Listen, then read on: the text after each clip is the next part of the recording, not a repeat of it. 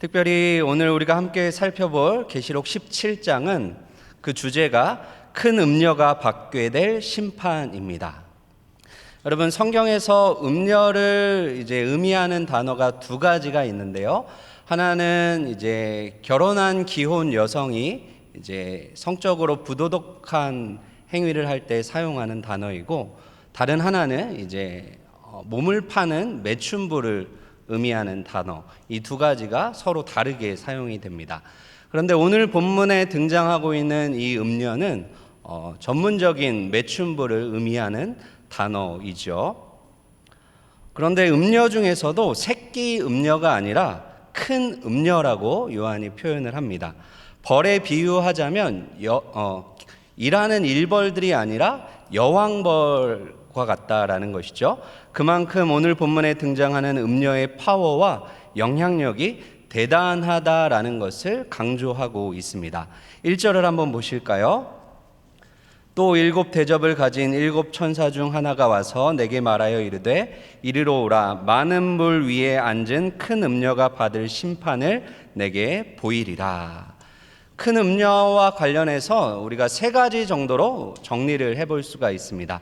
첫 번째는 그녀가 많은 물 위에 앉아 있다라고 합니다. 요한계시록에서 앉아 있다라는 표현은 통치와 주권을 가리키는 것이죠. 따라서 많은 물 위에 앉아 있다라는 것은 음녀가 많은 물을 지배하고 통치하고 있다라는 것이죠. 그런데 15절을 보시면 많은 물이 무엇인지를 천사가 친절하게 설명해 주고 있어요. 이 많은 물은 백성과 무리와 열국과 방언들이죠. 그러니까 음녀가 많은 물 위에 앉아 있다라는 것은 이 여자가 온 세상에 대해서 어느 일부분이 아니라 온 세계, 전 세계를 대상으로 해서 막강한 지배력과 지대한 영향력을 계속해서 미치고 있다라는 그런 의미인 것이죠. 두 번째로는 그녀가 짐승을 타고 있습니다. 3절을 한번 보실까요?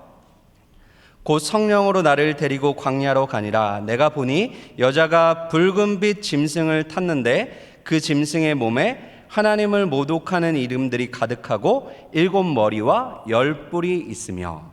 지금 큰 음녀가 있는데 짐승을 타고 있죠. 붉은빛 나는 짐승을 타고 있어요. 여러분, 이 붉은 짐승은 우리가 계시록 13장에서 보았던 바로 그 짐승, 바다 위에서 짐승이 올라왔는데 바로 그 짐승과 같은 것이죠. 바다에서 올라온 그 짐승이 상징하는 것이 무엇이었죠? 우리가 13장을 통해서 배웠습니다. 인류 역사상 크고 포악한 권력과 정치 제도를 통해 교회를 핍박하고 대적하는 적그리스도가 바로 짐승이었죠. 그런데 큰 음녀가 그 짐승을 지금 타고 있어요. 이것은 여자와 짐승의 관계가 매우 밀접하다는 것을 알려주는 것이죠.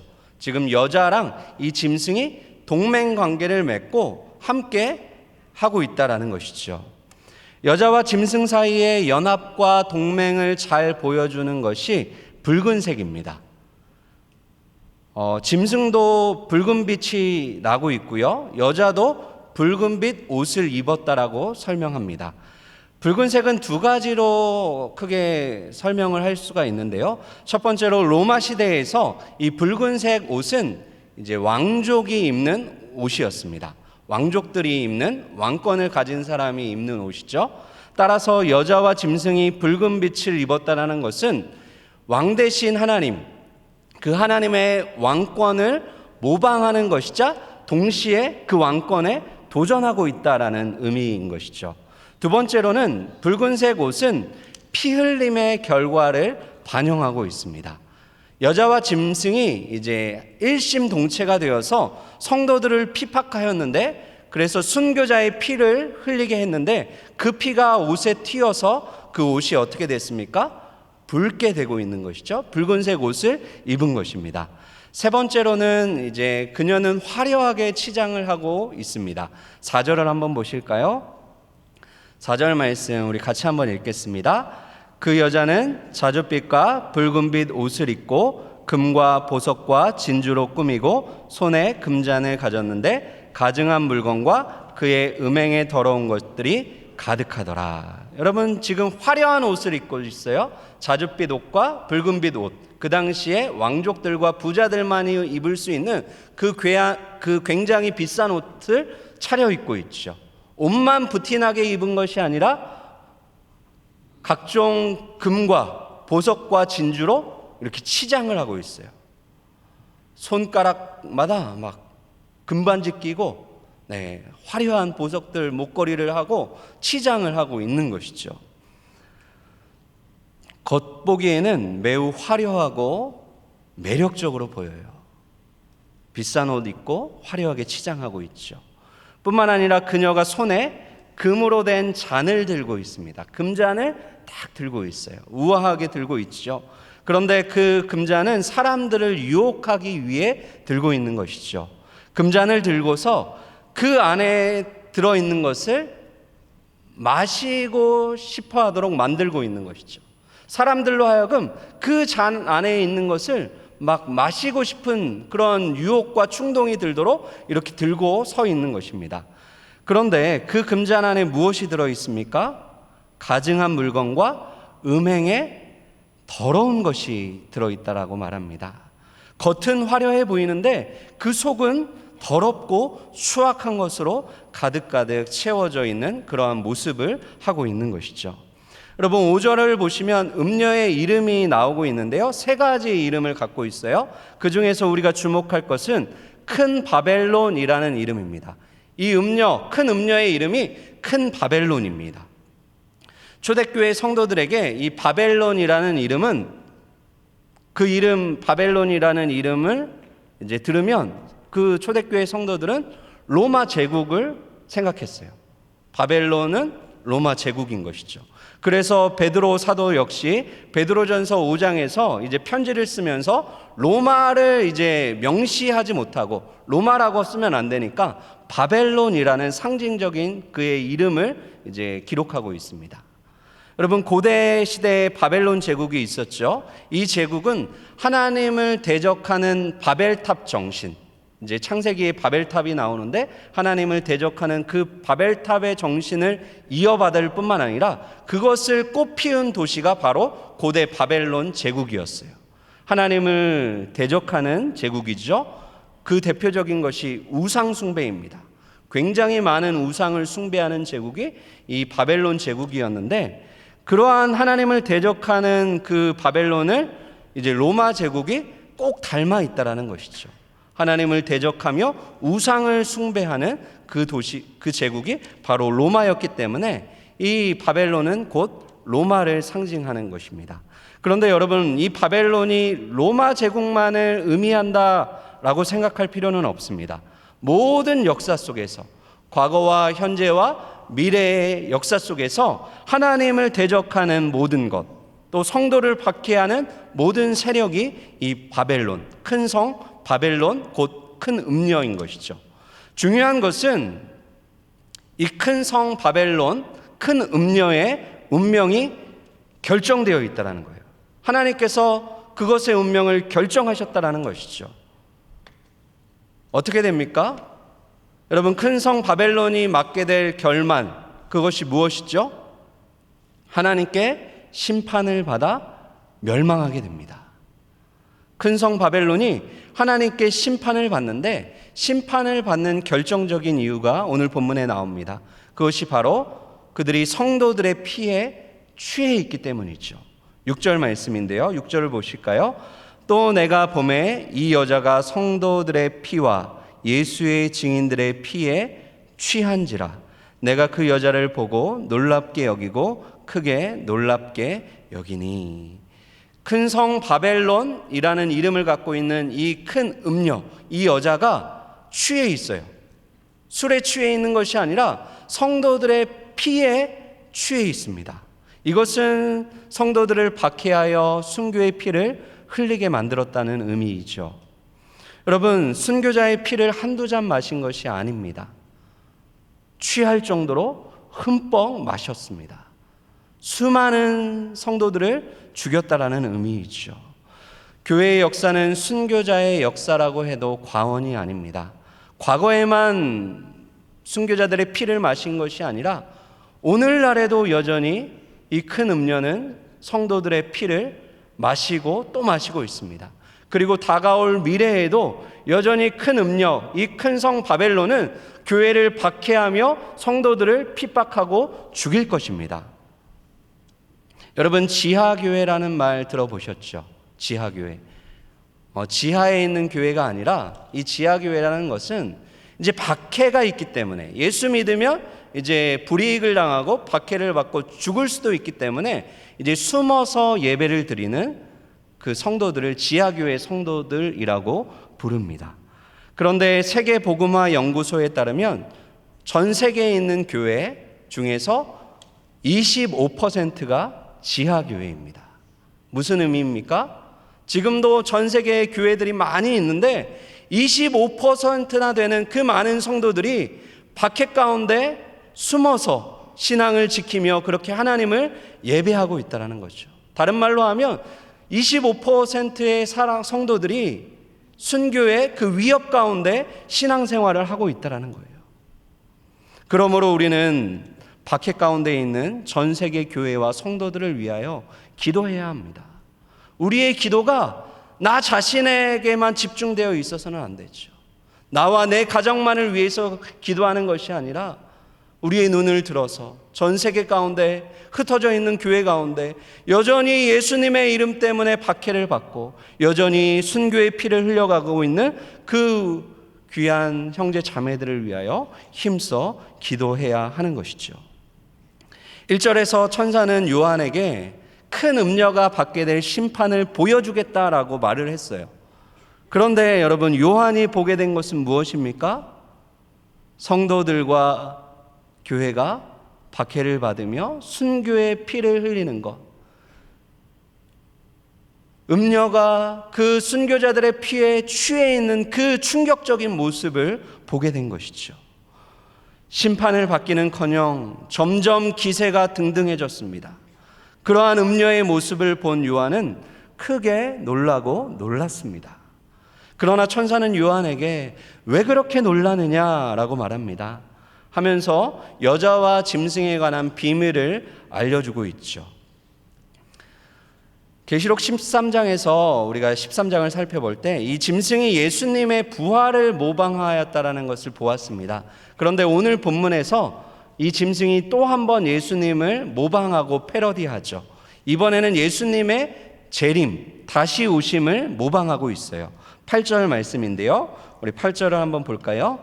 내가 본 짐승은 전에 있었다가 지금은 없으나 장차 무정행으로부터 올라와 멸망으로 들어갈 자니 땅에 사는 자들로서 창세 이후로 그 이름이 생명책에 기록되지 못한 자들이 이전에 있었다가 지금은 없으나 장차 나올 짐승을 보고 놀랍게 여기리라. 여러분, 예수님은 어떠한 분이십니까? 요한계시록이 우리에게 알려주는 전능하신 하나님은 어떠한 분이시죠? 전에도 계셨고 이제도 계시며 장차 오실 자, 그분이 바로 우리 구주 예수 그리스도이죠. 그런데 짐승은 어떠한가요? 전에는 있었지만 지금은 없다라고 표현을 해요.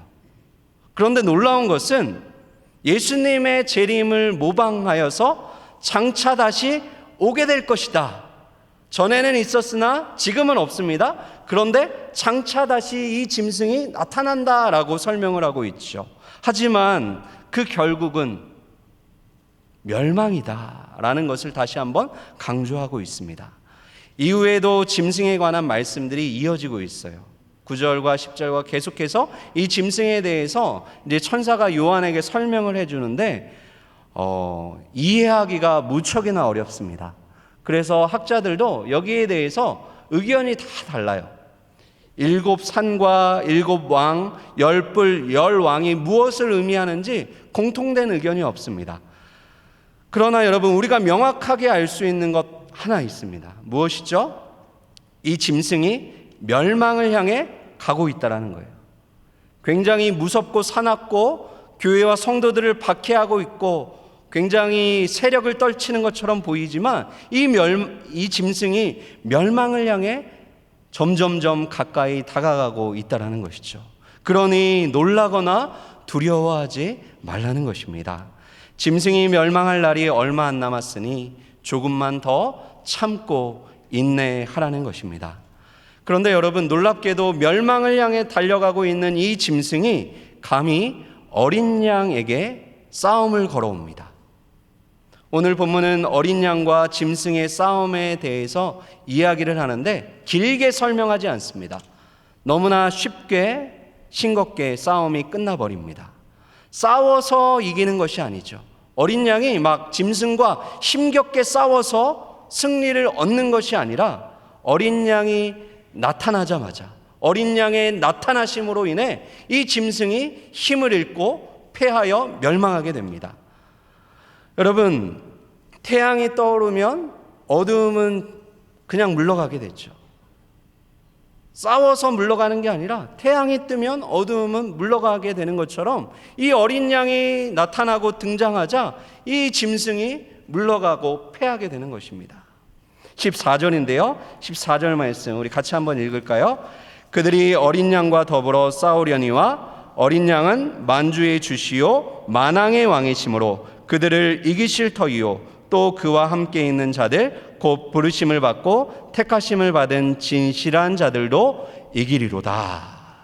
여러분, 여기서 어린 양이 이깁니다. 어린 양의 나타나심으로 승리를 하게 되시죠. 그런데 주목해서 보아야 할 것이 있어요. 만주의 주시오 만왕의 왕이신 어린 양 옆에 누가 있어요? 누가 있죠? 저와 여러분들이 있습니다.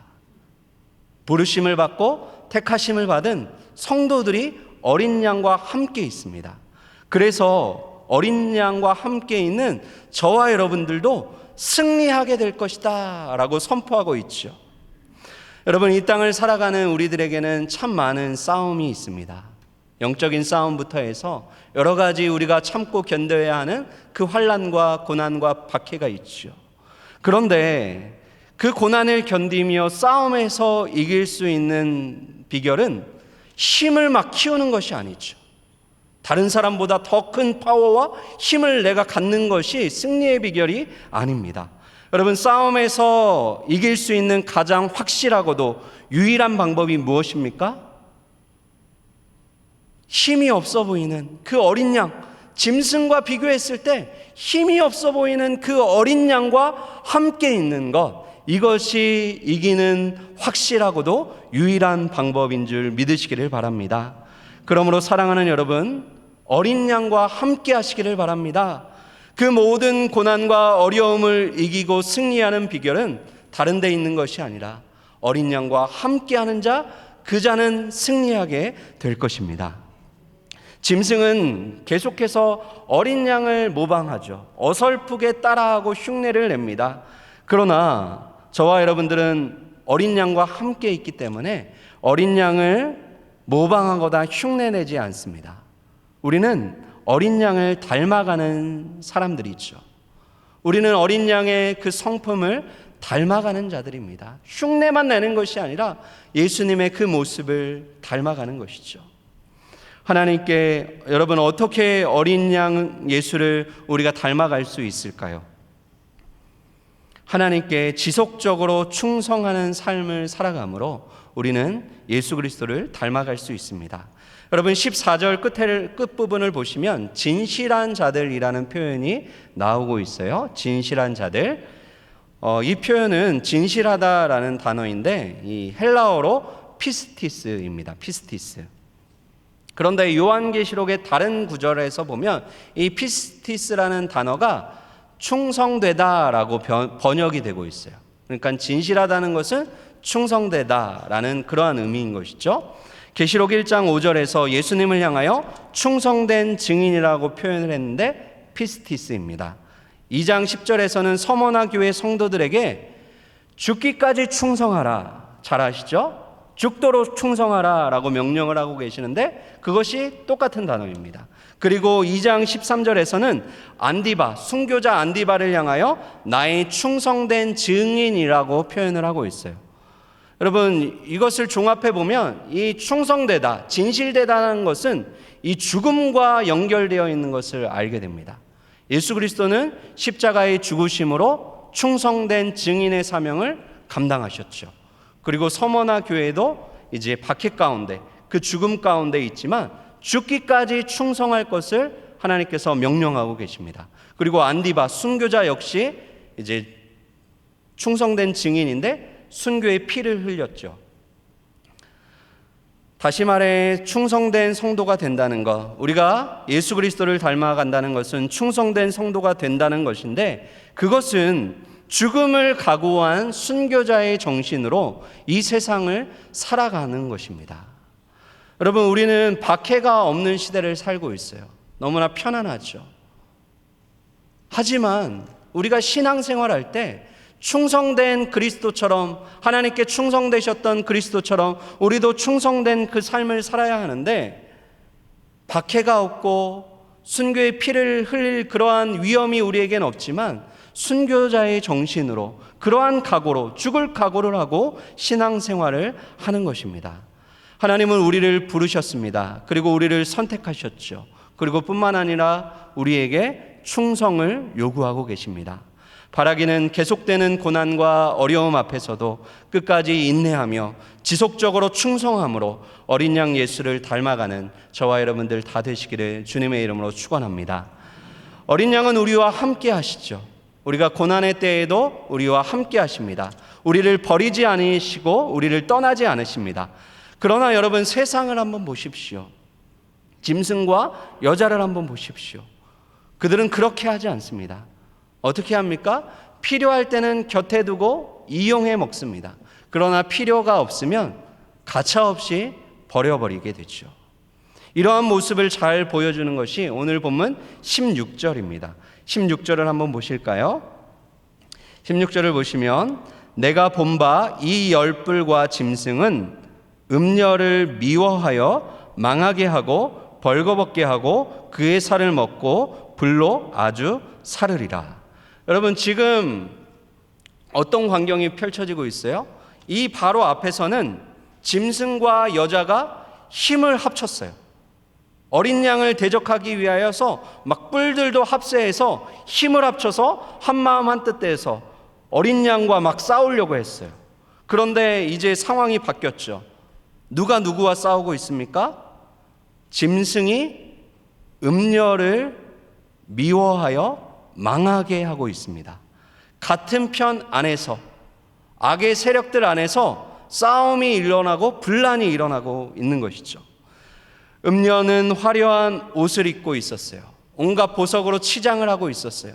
그런데 짐승이 그 모든 것을 다 벗겨버립니다. 벌거벗은 수치를 드러내고 있는 것이죠. 그뿐만 아니라 그녀의 살을 먹고 불로 태워버립니다. 여러분, 이것은 악의 속성을 잘 보여주는 것이죠. 악의 속성이 무엇입니까? 미움과 파괴입니다. 겉으로는 연합하는 것 같아요. 친하게 지내는 것 같아요. 그러나 속으로는 미움과 다툼의 그 마음을 항상 가지고 있습니다. 그들에게는 사랑도 평화도 없죠. 서로를 물고 뜯고 하면서 함께 멸망으로 가고 있습니다. 그들은 악하기 때문에 서로에게 좋은 친구가 되어줄 수 없습니다. 결코 좋은 친구가 될 수 없죠. 반면 어린 양과 함께 있는 사람들은 어떠합니까? 서로에게 좋은 친구가 되어줍니다. 우리 구주 예수께서 우리에게 좋은 친구가 되어주셨던 것처럼 어린 양과 함께 있는 그 사람들도 서로가 서로에게 좋은 친구가 되어주는 것이죠. 어린 양 예수님과 함께 있다 보면 이렇게 날이 서 있고 가시가 돋쳐 있던 그 사람들도 순한 양으로 변하게 됩니다. 그 대표적인 인물을 소개할까 합니다. 여러분, 오늘 요한계시록을 쓰고 있는 이 사도 요한을 한번 생각해 보시죠. 요한은 사랑의 사도라는 별명을 가지고 있어요. 12명의 제자 중에 사랑의 사도 하면 요한이죠. 그런데 처음부터 사랑이 많고 정이 많은 사람은 아니었습니다.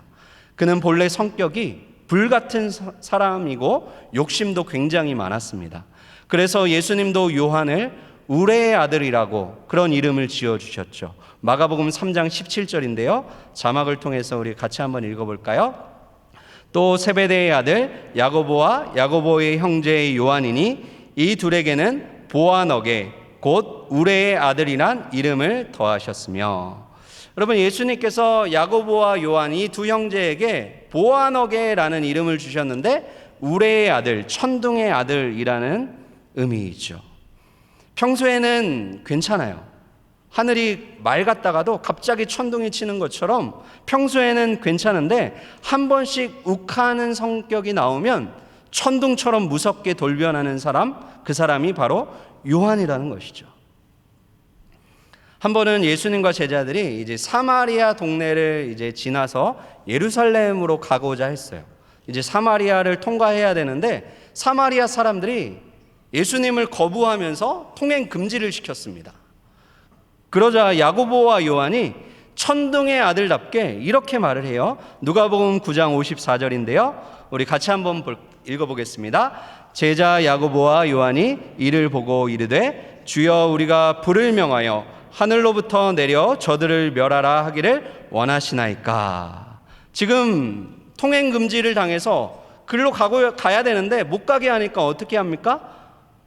욱하는 성질이 나오죠. 어떻게 해요? 자기 마음에 안 드니까 가차없이 공격하고 싶은 거예요. 주님, 불을 명하여 하늘에서 내려서 저들을 다 태워 죽일까요? 라고 예수님께 말을 하는 것이죠. 그런데 놀라운 사실은 이런 불같은 성격을 가지고 있는 이 요한이 예수님의 품 안에서 전혀 다른 사람으로 변화가 되는 것이죠. 요한이 변화된 곳은 바로 우리 구주 예수님의 그 따뜻하고 넓은 사랑의 품이었습니다. 예수님의 품 안에 안겨서 사랑을 받다 보니 어느새 천둥의 아들이 사랑의 사도로 변하게 된 것이죠. 사랑하는 여러분, 어쩌면 나 자신이 요한처럼 우레의 아들일 수 있습니다. 우리도 한 성깔하는 그러한 사람들이잖아요. 그리고 우리 가족 중에도 까칠하고 날이 서 있고 가시가 돋쳐 있는 사람들이 있을 수 있습니다. 그러나 주님의 사랑의 품 안에서 얼마든지 아름답게 변할 수 있다는 사실을 잊지 마시기를 바랍니다. 하나님의 사랑을 받으면 다 변하게 되어 있습니다. 어린 양과 함께 있으면 순한 양으로 변하게 되는 것입니다. 여러분, 예수님의 다른 제자들은 순교의 피를 흘리며 죽었습니다. 그러나 요한은 나이가 늙어 쇠약해질 때까지 살아서 사랑을 외치며 사랑을 가르친 사랑의 사도입니다. 주님을 위하여 순교의 피를 흘리는 것도 귀하고 복된 일이죠. 아무나 할 수 있는 일은 아닙니다.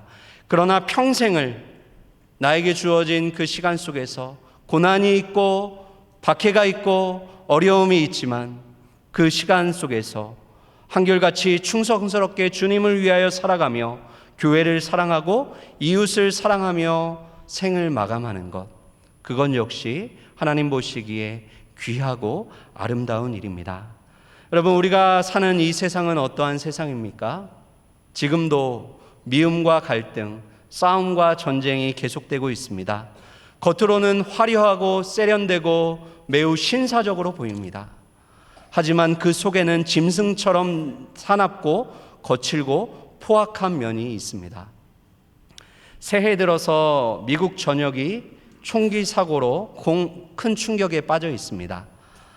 올해 1월에만, 이제 2월인데 1월에만 미국에서 38건의 총기 사고가 있었습니다.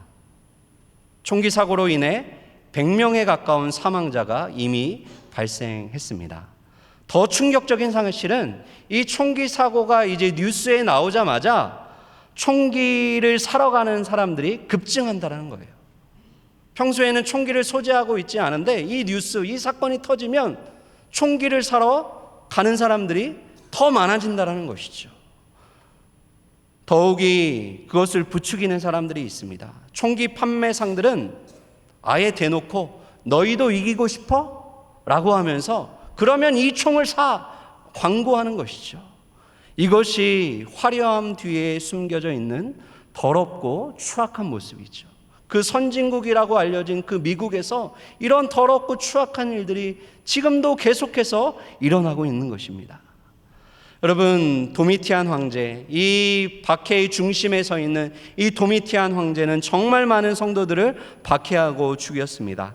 그런데 도미티안 황제 그 자신이 암살을 당하여 죽게 됩니다. 칼을 쓰다가 칼로 망하게 되는 것이죠. 사랑하는 여러분, 저와 여러분들은 칼을 무기로 쓰는 자들이 결코 아닙니다. 우리는 사랑을 무기로 쓰는 자들입니다. 우리는 미워하고 분쟁하는 그 악한 마귀에 속한 자들이 아닙니다. 우리는 화목케 하고 연합하게 하고 하나 되게 하시는 어린 양 예수께 속한 자들입니다. 그러므로 미움과 다툼을 그치시기를 바랍니다. 성령이 하나 되게 하신 것을 힘써 지키며 살아가시기를 바랍니다. 가시와 같은 사람들을 끌어안으시고 품어주시고 사랑하시기를 바랍니다. 가정과 직장과 일터에서 화목해 하는 직분을 감당하며 살아가는 은혜가 우리 모두에게 있기를 바랍니다. 여러분, 주님이 다시 오는 그날까지 우리의 앞에는 고난과 시련과 박해와 핍박이 끝나지 않고 계속될 것입니다. 짐승과 음녀는 기세가 등등하여 더 미쳐 날뛰게 될 것입니다. 그러나 두려워하지 마십시오. 끝이 멀지 않았고 결론은 이미 정해져 있습니다. 짐승은 멸망으로 들어가게 될 것이고 저와 여러분들은 어린 양 곁에서 승리의 노래, 영광스러운 승리의 노래를 함께 부르게 될 것입니다. 바라기는 우리를 위하여 십자가의 죽으심으로 충성된 증인의 사명을 감당하신 어린 양 예수, 그분을 충성스럽게 따라가며 승리의 노래를 함께 부르는 저와 여러분들 다 되시기를 주님의 이름으로 축원드립니다. 기도하겠습니다. 살아계신 하나님 아버지, 감사와 찬송을 올려드립니다. 우리를 부르시고 택하셔서 어린 양과 함께하는 복된 자들 되게 하시니 감사합니다.